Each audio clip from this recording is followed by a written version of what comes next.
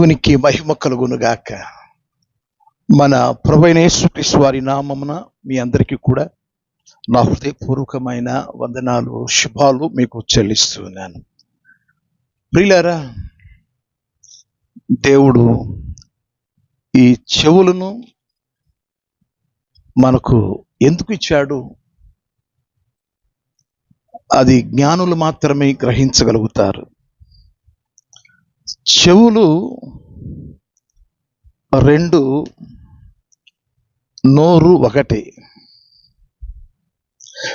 రెండు చెవులు ఎందుకు ఇచ్చాడు అంటే, మనం ఎక్కువగా విని నేర్చుకోవాలని, ఎక్కువగా విని గ్రహించాలని, ఎక్కువగా విని మనం జ్ఞానం కలిగిన వారుగా ఉండాలని, తక్కువగా మాట్లాడాలని ఒక్క నోరే పెట్టాడు. ఎక్కువగా వినాలి, తక్కువగా మాట్లాడాలి. వారినే జ్ఞానం కలిగిన వారు అంటారు. అందుకోసమే యాకోబు రాసిన పత్రిక 1వ అధ్యాయం 19వ వాక్యంలో నేను చదువుతున్నాను.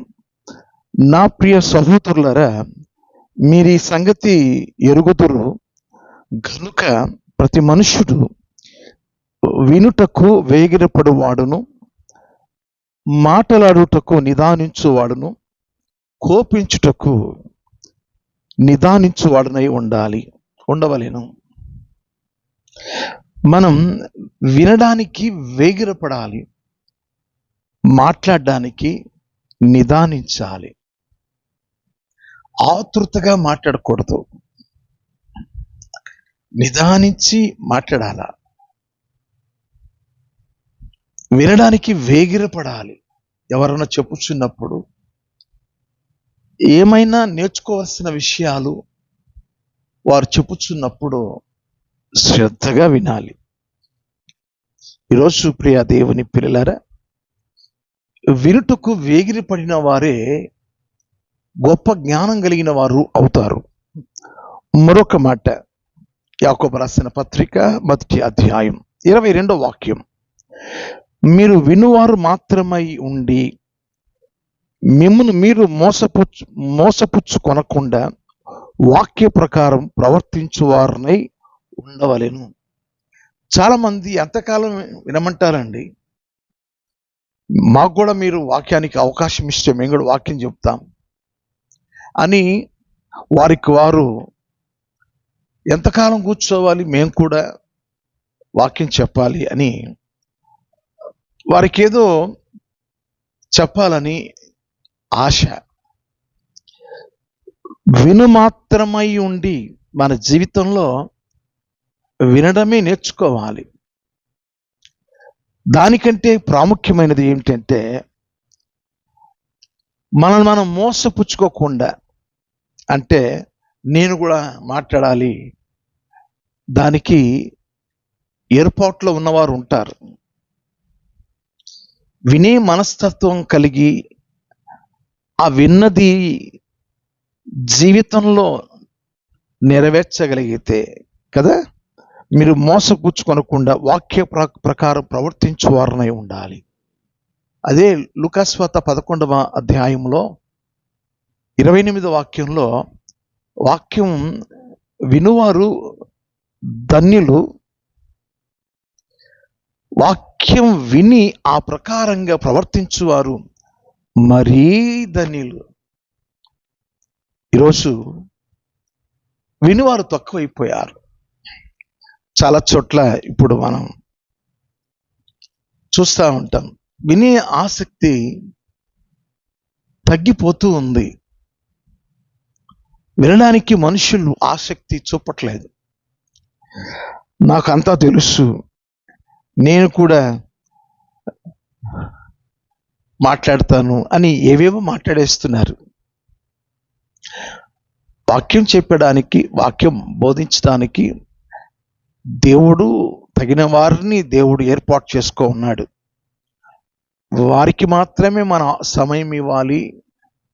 వారు చెప్పుచున్న విషయాలు వింటే చాలు. బోధించే అది కోరుకోకూడదు మనం.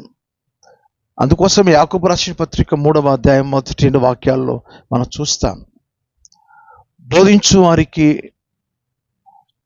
ఎటువంటి స్థితి దేవుడు ఏర్పాటు చేశాడు అనేది కూడా యాకోబు రాసిన పత్రికలో చాలా స్పష్టంగా దేవుడు రాసి పెట్టాడు. యాకోబు రాసిన పత్రిక 3వ అధ్యాయం 1-2 వాక్యాలు. నా సహోదరులారా, బోధకులమైన మనము మరి కఠినమైన తీర్పు పొందుదామని తెలుసుకొని మీలో అనేకులు బోధకులు కాకునుడి. అనేక విషయములలో మనమందరము తప్పిపోవచ్చున్నాం.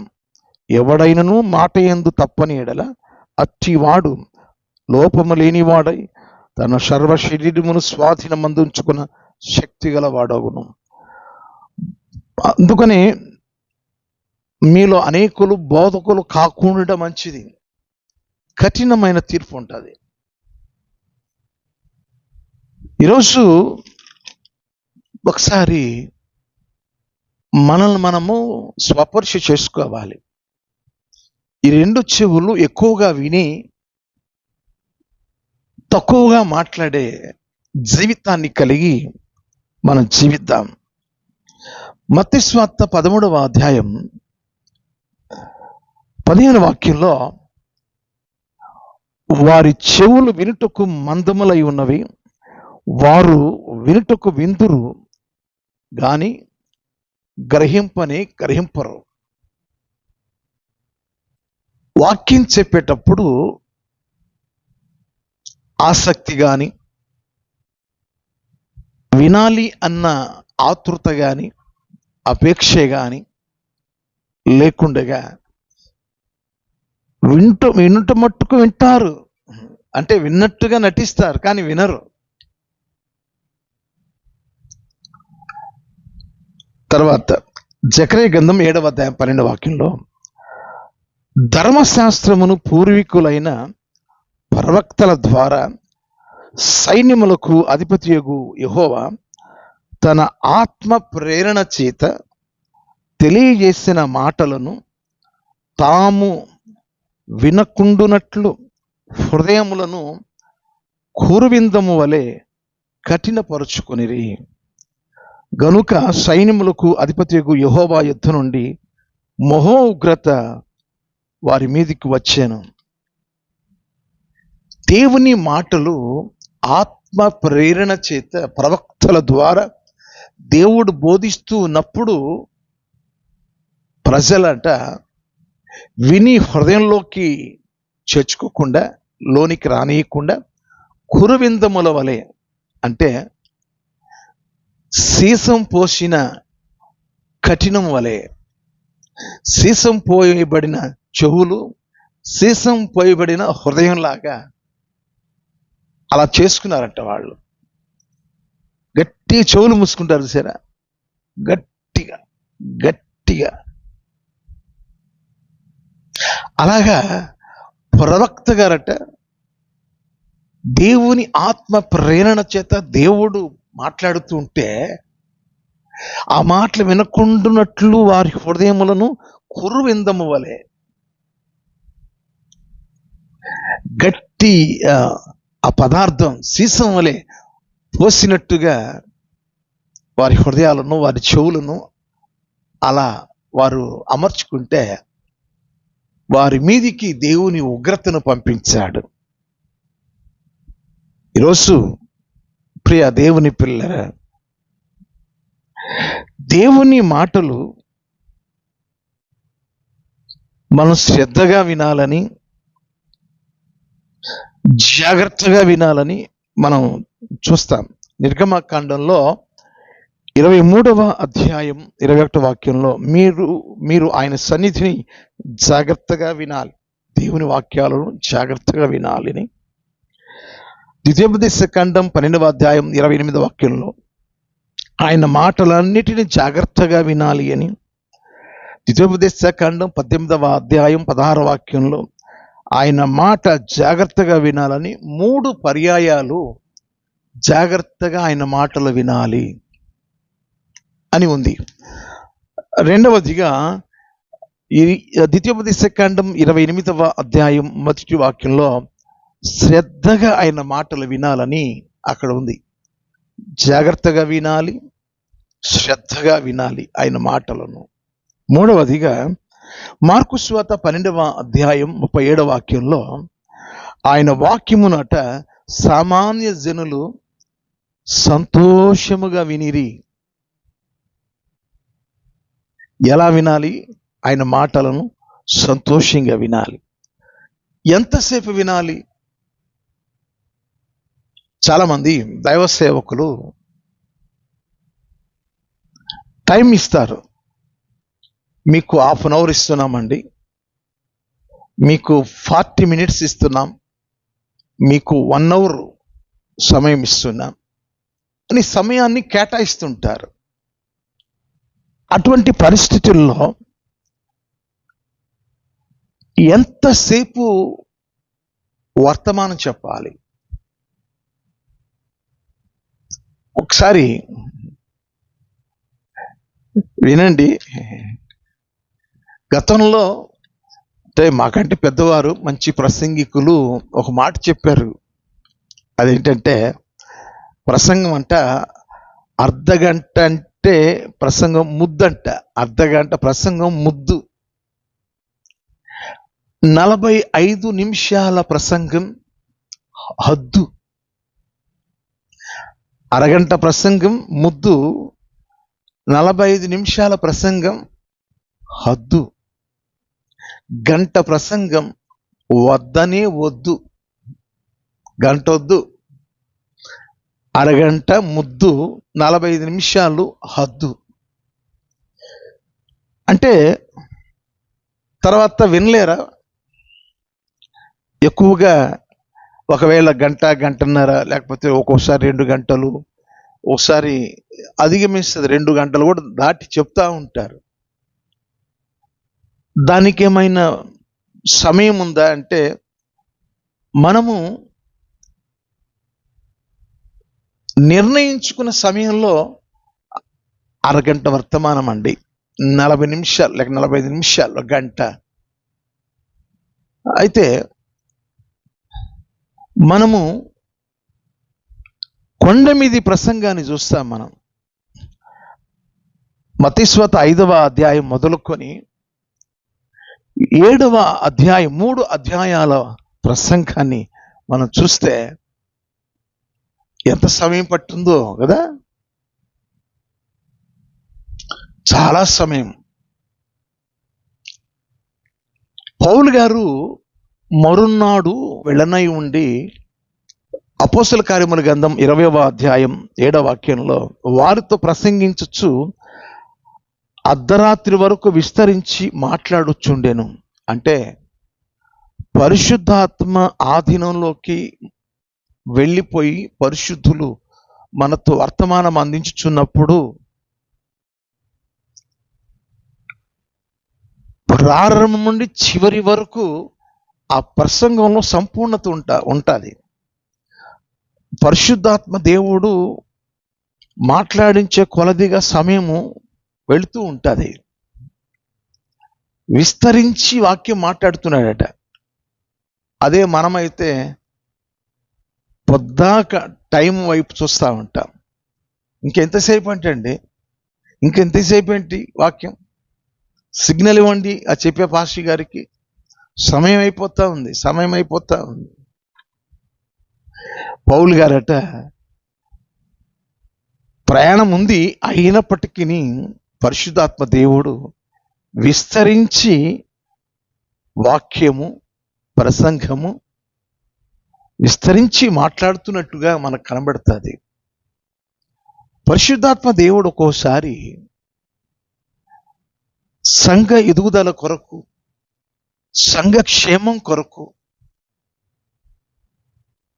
సమయముతో లిమిట్ లేకుండా ఒక్కోసారి పరిశుద్ధాత్మ దేవుడు మనతో మాట్లాడుతున్నప్పుడు వినాలని ఆసక్తి చెవులకు మనం చూపాల, వినిపించి అలవాటు చేయాల.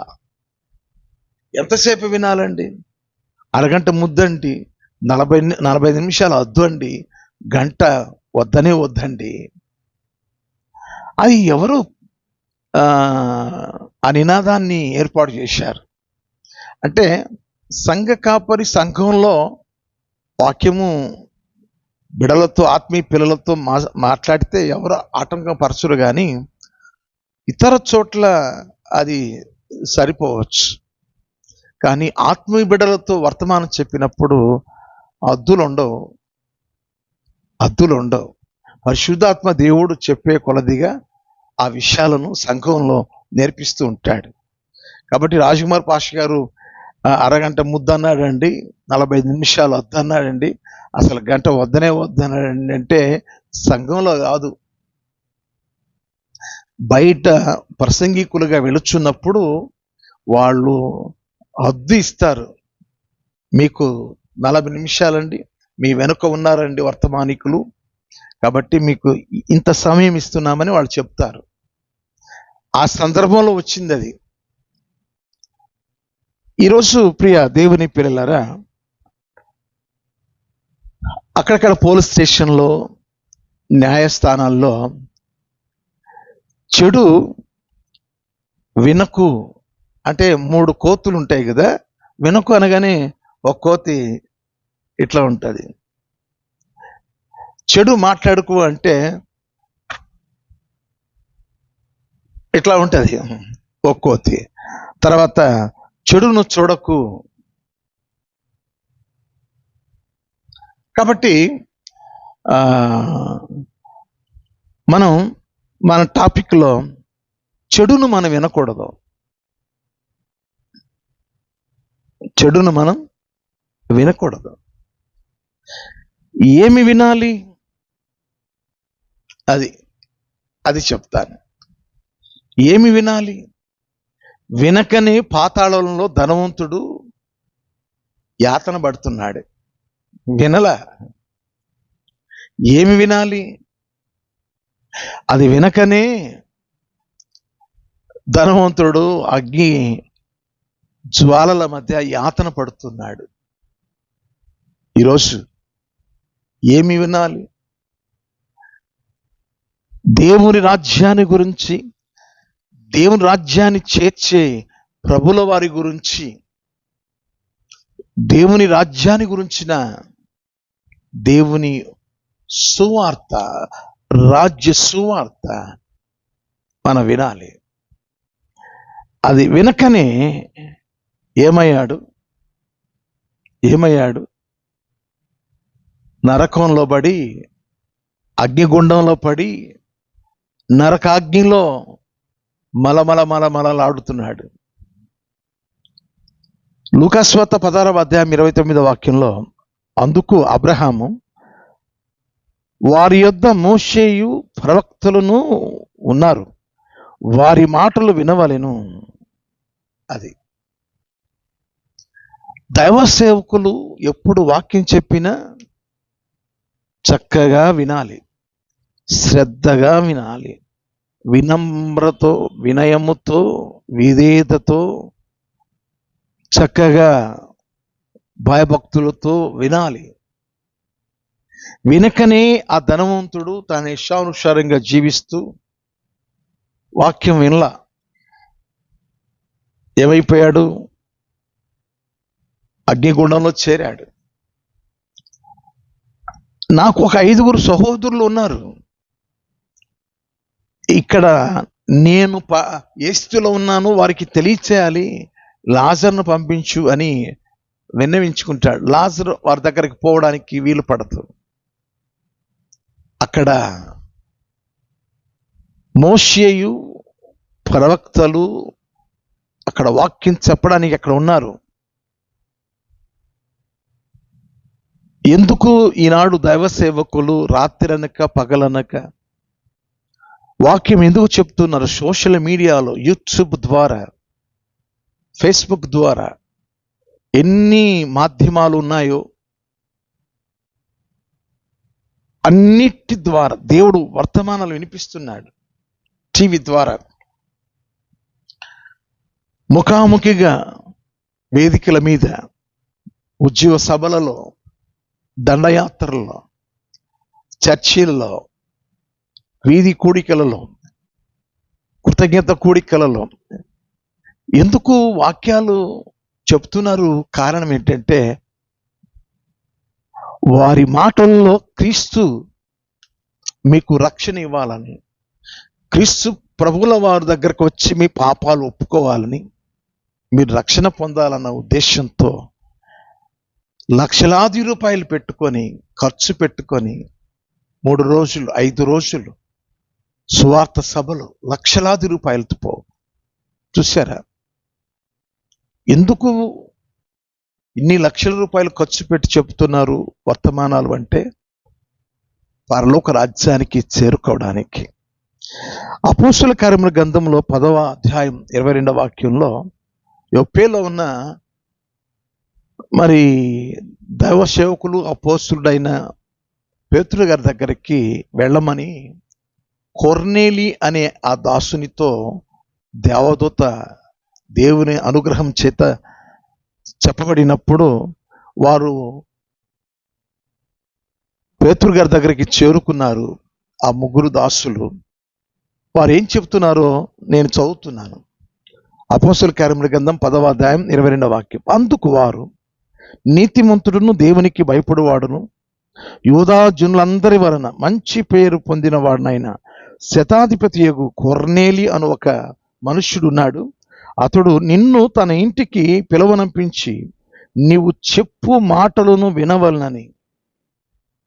ఆయన ఎవరండి? శతాధిపతి. శతాధిపతి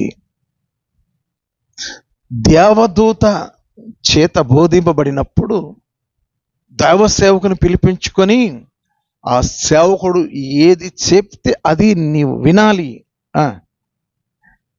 ఆ పరిశుద్ధ దూత వలన బోధింపబడినని చెప్పిరి. అప్పుడు అతడు వారిని లోపలికి పిలిచి ఆతిథ్యం ఇచ్చాను. నువ్వు చెప్పు మాటలు వినవలని పరిశుద్ధ దూత వలన బోధింపబడినని చెప్పిరి. దూత వలన చెప్పబడినట్టుగా, అయ్యా మీరు వచ్చి ఆ కొర్నేలి మిమ్మల్ని పిలుస్తున్నాడు, మీరు ఏది చెప్తే అది వినాలని. అటువంటి ఆశ మనకు ఉండాలి. ఒకరోజు మన సంఘ కాపరిని, మన దైవ సేవకుని మన ఇంటికి పిలిపించుకొని వాక్యం చెప్పించుకోవాలి అన్న తపన ఉండాలి. చెప్పించుకొని వినేటట్టుగా అనేకులను, స్నేహితులను, బంధువులను అందరిని పిలిపించుకొని ఏర్పాట్లు మనం చేసుకోవాలి. మంచిది ప్రియులారా. మరొక మాట నేను మీకు చెప్పాలి. లూకాసువార్త 9వ అధ్యాయం 44వ వాక్యం. ఆయన చేసిన కార్యములన్నిటినీ చూచి అందరూ ఆశ్చర్యపడుచుండగా ఆయన ఈ మాటలు మీ చెవులలో నాటనీయుడి. దేవుని కార్యాల గురించి, దేవుని రాజ్యాన్ని గురించి అనేక మాటలు చెప్తూ ప్రభువు చెప్పిన మాట, ఆయన ఈ మాటలు మీ చెవులలో నాటనీయుడి. మీ చెవులలో నాటనీయుడి అంటే నిక్కబొడిచి వినాలి. మనం విని ఆ మాటలు మనలో నాటుకునేటట్టుగా, నాటబడేటట్టుగా చెవులు నిక్కబొడిచి వినాలి. వాక్యం వినుట వలన వచ్చే ప్రయోజనం ఏమిటి? అవి ఒక 5 విషయాలు నేను వరుసగా చెప్తాను.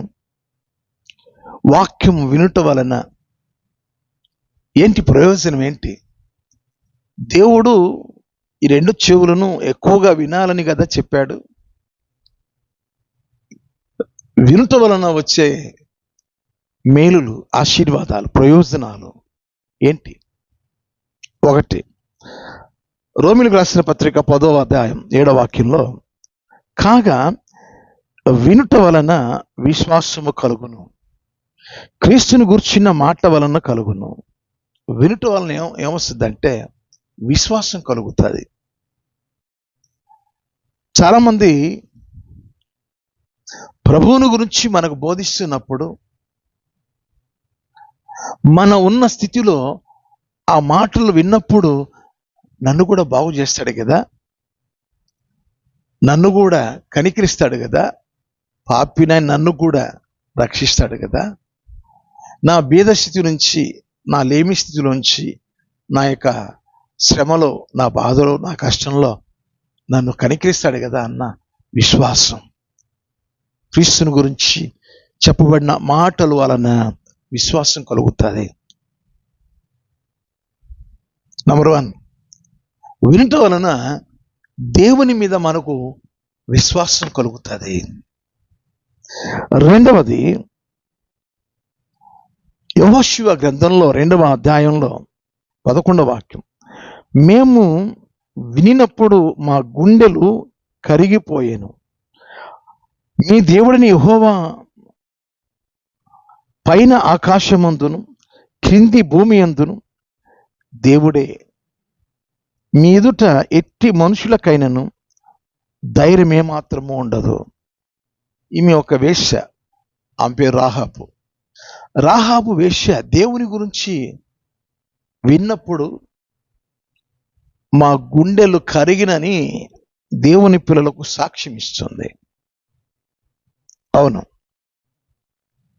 మా గుండెలు కరిగిపోయానంటే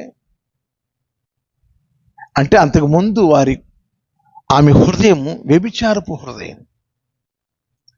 కరిగిపోయిందంటే పాపము నుండి ఆమె రక్షణ పొందినది అని అర్థం. మీ దేవుని యెహోవా పైన ఆకాశమందును కింది భూమి అందును దేవుడే. మీ ఎదుట ఎట్టి మనుషునికైనను ధైర్యం ఏమాత్రం ఉండదు. ఆ మాటలు ఆమె పాపాన్ని ఒప్పింపజేశాయి. యోబు గ్రంథం 36వ అధ్యాయం 10వ వాక్యం, ఉపదేశం వినుటకై వారి చెవిని తెరవజేశాను, పాపమును విడిచి రెండని ఆజ్ఞ ఇచ్చును. ఎప్పుడైతే దేవుని ఉపదేశము ఆమె విన్నదో, ఆ ఉపదేశంలో దేవుడు మాట్లాడుచున్న మాట పాపమును విడిచి రండి అని దేవుడు ఆహ్వానం పలుకుచున్నాడు. రెండవది, రక్షణ. వినుట వలన ఈమెను ఏ రీతిగా పాపాన్ని ఒప్పింపజేసి రక్షణ పొందుకుందో మనం చూసాం. వినుట వలన రక్షణ కలుగుతుంది. మూడవది, అపోస్తుల కార్యముల గ్రంథంలో 14వ అధ్యాయంలో 7 నుండి 10 వాక్యాలు నేను చదువుతున్నాను. లుస్త్రాలో బలహీన పాదములు గల ఒకడు ఉండెను. అతడు పుట్టినది మొదలుకొని కుంటివాడై ఎన్నడను నడవలేక కూర్చుండి ఉండువాడు. అతడు పౌలు మాట్లాడుట వినెను. పౌలు అతని వైపు తేరిచూచి స్వస్థత పొందుటకు అతనికి విశ్వాసం ఉండెనని గ్రహించి, నీ పాదములు మోపి సరిగా నిలువమని బిగ్గరగా చెప్పినప్పుడు అతడు గంతులు వేసి నడవసాగాను. ఇక్కడ చూడండి ప్రియులారా, పౌలు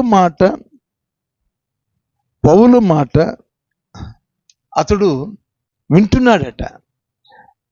ఆ వినే విధానంలో ఇతనికి స్వస్థత కలుగుతుంది. ఆ వినే విధానంలో విశ్వాసంతో వింటున్నాడట, నాకు స్వస్థత కలుగుతుంది. అలా వింటూ ఉన్నాడట. వింటున్నప్పుడు పుట్టుకలో చచ్చుగా ఉన్న ఆ పాదాలకు, బలహీనంగా ఉన్న పాదాలకు లుస్త్ర అనే చోట ఈ కార్యం చేశాడు. క్రీస్తునందు నా ప్రియమైన దేవుని పిల్లలారా,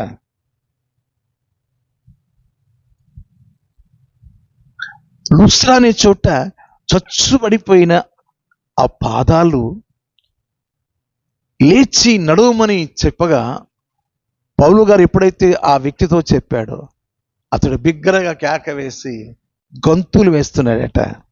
అంటే వినుట వలన స్వస్థత, వినుట వలన స్వస్థత. నాలుగవది, యెషయా గ్రంథం 50వ అధ్యాయం 4వ వాక్యం.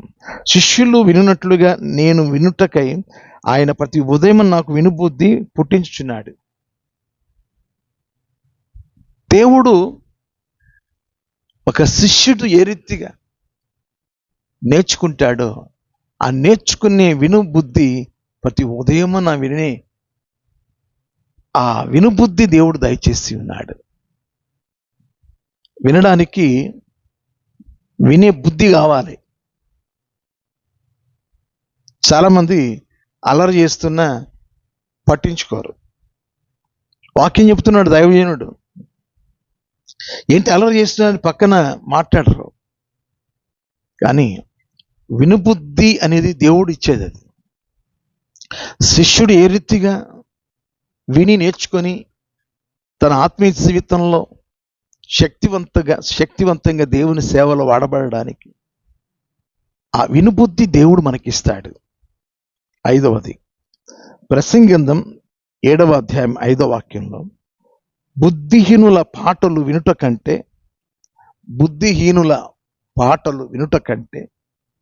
జ్ఞానుల గద్దింపు వినుట మేలు. గద్దింపు మాటలు వినుట మేలు. వినడంలో మేలుంది. అది ఎటువంటి మాటలు? గద్దింపు మాటలు, దేవుని వాక్యం. దైవావేశ్యములన దైవజనుడు సన్నుతుడై ఆత్మ ద్వారా గద్దిస్తూ చెప్పుచున్నప్పుడు ఆ వినేటప్పుడు మేలు కలుగుతుంది. ఈ 5 విషయాలు మీకు నేను చెప్పాను ప్రియులారా. కాస్త ఆసక్తి కలిగి వాక్యము ఎప్పుడైనా వినడానికి ఆశ కలిగి ఉండండి. తర్వాత ఇర్మీయా గ్రంథం 22వ అధ్యాయం 21వ వాక్యంలో నీ క్షేమ కాలములలో నీతో మాట్లాడి తిని గాని నేను వినను అని నీ వంటివి వినకపోవుట నీ బాల్యము నుండి నీకు వాడుక. చాలామంది ఎంత చెప్పినా వినరు.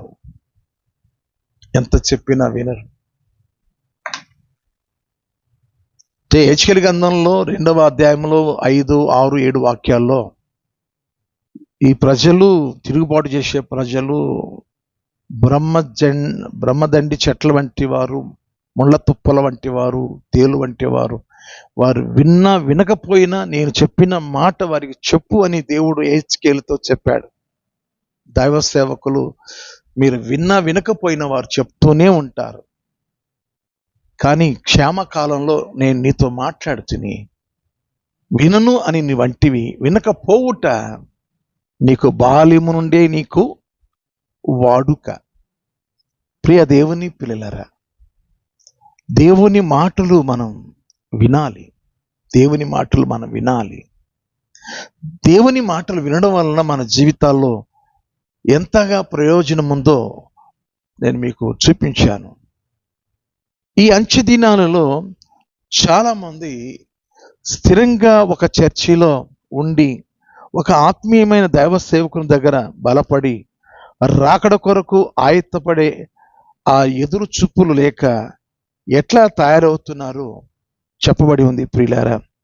నేను మీకు చూపిస్తున్నాను. తిమోతికి రాసిన 2వ పత్రిక 4వ అధ్యాయంలో 3-4 వాక్యాలు. ఎందుకు అనగా జనులు హితబోధను సహింపక దురద చెవులు గలవారై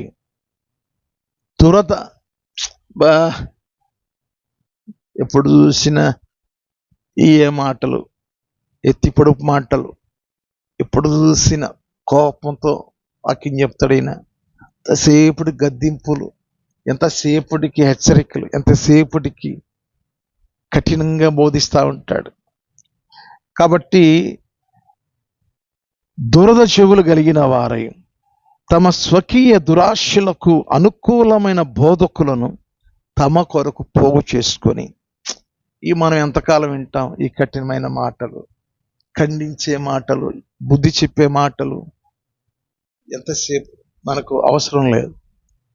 మనము డబ్బులు ఇచ్చి మనమందరం డబ్బులు ఇచ్చి ఒక సేవకుని పిలిపించుకొని మనము చెప్పినట్టుగా వింటాడు. అలాంటి బోధకుని తెచ్చుకుందాం. అలాగా వారి స్వకీయ దురాశలకు అనేక మందిని బోధకులుగా, వారికి అనుకూలంగా బోధించే బోధకులుగా అనేకులను పోగు చేసుకుంటున్నారట. సత్యమునకు చెవినియక కల్పన కథల వైపునకు తిరుగు కాలం వచ్చును.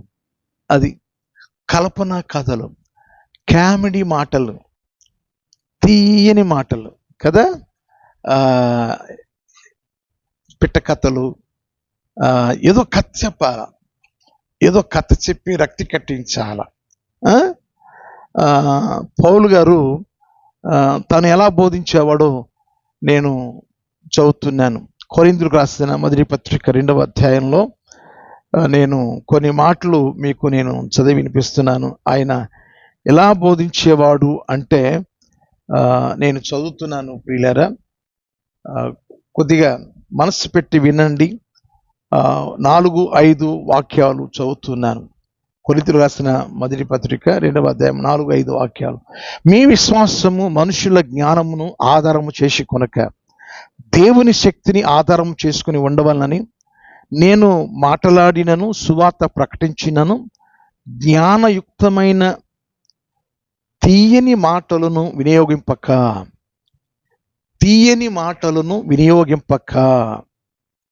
పరిశుద్ధాత్మయు దేవుని శక్తియు కనపరచు దృష్టాంతములనే వినియోగించి తిని. పరిశుద్ధాత్మ ద్వారా తెలియజేసే దృష్టాంతాలు, జరిగిన సంగతులు మాత్రం వివరించాను. జ్ఞానయుక్తమైన తీయని మాటలు, కల్పన కథలు నేను వినియోగించక వాటిని నేను చెప్పను, వాటిని గురించి నేను చెప్పను. చాలామంది జీవితాల్లో ఎలా తయారవుతున్నారు అంటే, కొరింథీయులకు రాసిన 2వ పత్రిక 10వ అధ్యాయం 7వ వాక్యం, సంగతులను పైనే మీరు చూచుచున్నారు. ఎట్లాగండి? బోధలు, పైన బోధలు, లోపల తాకే పరిశుద్ధాత్మ బోధలు కాకుండా పై సంగతుల మీద మనసు పెడుతున్నారు. లోపలికి విషయాలు వెళ్ళట్లేదు. దైవికమైన మాటలు లోనకి చేర్చక పైనే వారు అటువంటి ఆత్మీయతలు ఎదుగుతున్నారు. చివరికి నేను ఒక సంగతి చెప్పి ముగిస్తాను ప్రియులారా. ఎందుకంటే ఆ ధనవంతుడు తన ఇష్టానుసారంగా జీవించాడు. అతను కూడా ఒక బిలీవరే. అబ్రహాం గారు ఏమన్నారు? నా కుమారుడా అని అన్నాడు కదా. కాబట్టి అతను కూడా ధర్మశాస్త్రానుసారంగా జీవించిన వాడే, అన్యుడేం కాదు. చాలామంది క్రైస్తవులలో నామకార్థ క్రైస్తవులు ఉన్నారు, విశ్వాసుల్లో అవిశ్వాసులు ఉన్నారు, ప్రవక్తలు అబద్ధ ప్రవక్తలు ఉన్నారు. అయితే మనం వినే విధానం సరిగా ఉండాలి. అది చెప్పి నేను విరమిస్తాను. సామెతల గ్రంథం 5వ అధ్యాయం 11-13 వాక్యాలు. తుదకు నీ మాంసమును నీ శరీరమును క్షీణించినప్పుడు అయ్యో ఉపదేశము నేనెట్లు త్రోసివేసి తిని, నా హృదయ గద్దింపు నెట్లు తృణీకరించాను. నా బోధకుల మాట నేను వినకపోతిని, నా ఉపదేశకులు నేను చెవి యొక్కలేదు. తుదకు నీ మాంసమును నీ శరీరమును క్షీణించినప్పుడు, రేపు మరి పక్షవాతము, ఏదో చనిపోవడానికి శరీర బలహీనతను వచ్చి నడవలేని పరిస్థితుల్లో మంచం పడతాం. అప్పుడు మన మాంసము మన శరీరం క్షీణించిపోతుంది. అప్పుడు ఇలా అంటారట, అయ్యో ఉపదేశముని ఎట్లు త్రోసివేసి తిని, నా హృదయ గద్దింపు ఎట్లు తృణీకరించాను, నా బోధకుల మాట నేను వినకపోతిని, నా ఉపదేశకులకు నేను చెవి యొక్కలేదు. అందుకోసమే నీ చెవులు ఎటువైపు వినిపించుకోండి ప్రియులారా. దైవజనుడు పరిశుద్ధాత్మ ద్వారా నువ్వు చేయుచున్న పాపము ఆయనకి తెలియదు. పరిశుద్ధాత్మ ద్వారా ఆ పాపాన్ని గురించి ఖండిస్తున్నప్పుడు మానుకో. కోప్పడకు, దైవ సేవకుని మీద కోప్పడకు, సనగకు, ఎదురు తిరిగి మాట్లాడకు. నా గురించే మాట్లాడుతున్నాడని నొక్కి చెప్పకు. పరిశుద్ధాత్మ దేవుడు దైవ సేవకుని ద్వారా నీతో మాట్లాడుచున్నప్పుడు సరిదిద్దుకో, సరిచేసుకో. అలా సరిచేసుకోకపోతే ప్రకటన గ్రంథంలో 3వ అధ్యాయంలో 3వ వాక్యం నేను చదువుతున్నాను ప్రియులారా, నేను నీవెలాగ ఉపదేశము పొందితివో, ఎలాగ వింటివో జ్ఞాపకము చేసుకొని దానిని గైకొనొచ్చు మారు మనస్సు పొందము. నీవు జాగరూకుడవై ఉండని ఎడల నేను దొంగవలి వచ్చేదను, ఏ గడియను నీ మీదికి వచ్చేదను నీకు తెలియదు. ఏ గడిలో వస్తానా నీకు తెలియదు. ఏ రీతిగా ఉపదేశం పొందావో, ఎలా విన్నావో మారు మనసు పొందు, మార్పు చెందు. నేను దొంగ వలె వస్తాను. ఈలోగా నువ్వు మార్పు చెందాలి. అందుకోసమే ఉపదేశకుల చేత నేను బోధిస్తున్నప్పుడు హృదయ గద్దిస్తున్నప్పుడు గద్దింపుకు లోబడి సరిదిద్దుకోవాలి. ఇది దిద్దుబాటు కాలం.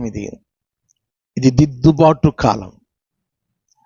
ఈ గద్దింపు మాటలు దిద్దుబాటుతో దేవుడు నిన్ను సరిదిద్దాలని ఆత్మను పొందుకున్న దైవ సేవకుడు దైవావేశ్యము వలన బోధిస్తున్నప్పుడు నన్ను కాదులే అనుకోవద్దు. దేవునితో సూటిగా మాట్లాడుచున్నప్పుడు సరిదిద్దుకో. తుదకు మాంసము శరీరము క్షీణించినప్పుడు, అయ్యో నా బోధకుల మాట నేను ఎందుకు వినకపోతే పశ్చాత్తాపం పొందిన అప్పుడు ప్రయోజనం ఉండదు. నువ్వు క్షేమకాలంగా ఉన్నప్పుడు దేవునితో మాట్లాడినప్పుడు నువ్వు వినిపించుకో. వినను అని వంటివి వినకపోట బాల్యం నుండి వాడుక. ప్రభు దర్శించిన కాలమందు నువ్వు వినాలి. సరిదిద్దుకోండి. ఏ సేవకు మారు మనసు పొందడానికి అవకాశం లేకుండా పోయింది. మారు మనసు పొందడానికి అవకాశం లేకుండా పోయింది ఏ సేవకు. కారణం, అతడు త్రాగుబోతు అయి, అతడు వ్యభిచారి అయి భ్రష్టుడైపోయాడు. హెబ్రీయులకు రాసిన పత్రిక 12వ అధ్యాయం 17వ వాక్యంలో ఉంది. ఇప్పుడు బోల్డంత సమయం యెహోవా దురు కాలమందు మీరు ఆయనను ఇదిగో వెదకండి, ఆయన సమీపము ఉండగా వేడుకొనుడి, ప్రార్థన చేసుకోండి. ప్రభు సన్నిధిలో ప్రార్థన చేసుకోండి. దైవ సేవకులు చెప్పుచున్న మాటలను బట్టి ఆత్మీయతలో ఎదగండి. May God bless you. మీ అందరికీ నా వందనాలు. God bless you. Shalom. Praise the Lord. Thank you.